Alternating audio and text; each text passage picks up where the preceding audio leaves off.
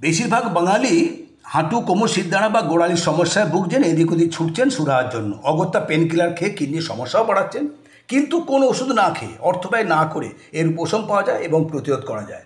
যাদের এই সমস্যা নেই তাদেরও কোনোদিন এই রোগে আক্রান্ত হতে হবে না। চলুন এবার আসল কথায় আসি।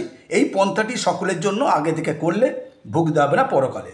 আমাদের অনেকেরই বাড়ির আশেপাশে এই ধরনের খোলা মাঠ, খেলার মাঠ বা পার্কে ঘাসের চাদর আছে।